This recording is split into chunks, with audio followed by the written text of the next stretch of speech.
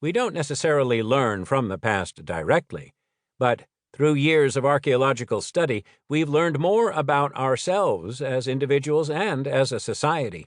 And we've also come to understand a great deal more about the challenges of adapting to climate change over long periods of time.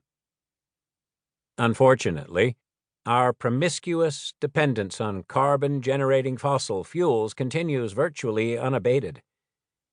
The catastrophic wildfires that ravaged the American West in 2020 offer shattering proof of the menace posed by human-caused climate change. Persistent warming, a higher frequency of hurricanes and other extreme weather events, rising sea levels, unprecedented droughts, and record-breaking temperatures. The list of threats seems unending. A tidal wave of basic scientific research has established beyond all doubt that we humans are the cause of high carbon levels in the atmosphere and global warming. Despite this research, platoons of climate change deniers, often funded by the very industries they are defending, proclaim that global warming, sea level rises, and the increasingly frequent extreme climatic events of today are part of the natural cycle of things. The skeptics spend vast sums of money on elaborate disinformation campaigns, even on conspiracy theories denigrating science. They are so convincing that a significant percentage of U.S. citizens think they speak the truth. But on what basis do they draw such conclusions? Our concern here is with the dramatic advances in our knowledge of how humans have dealt with climate change over the past 30,000 years. How did people cope with such uncertainties of weather and climate? Which of their measures worked and which failed? What lessons can we take from their lives to inform ourselves and our future decisions? The claims of climate change deniers have no place in these discussions. Even a quarter century ago, it would have been impossible to tell this story. Among all the historical sciences, archaeology is unique in its ability to study human societies as they develop and change over enormously long periods. Archaeologists' historical perspective extends back much further than the Declaration of Independence or the Roman Empire. The 5,100 years or so of written history are but a blink of an eye in terms of the 6 million years of human experience.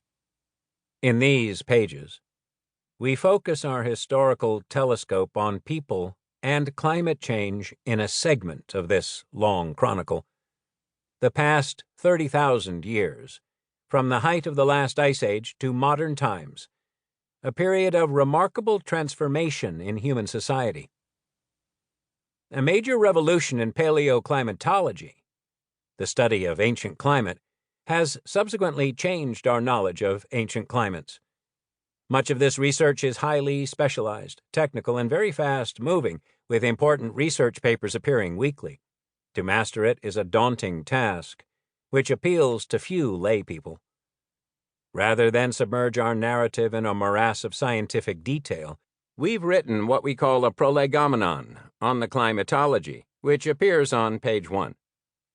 This attempts to provide an overview of major climatic phenomena, for example, El Niños and the North Atlantic Oscillation, and the most widely used methods for studying ancient climate either directly or using what are called proxies, more indirect approaches.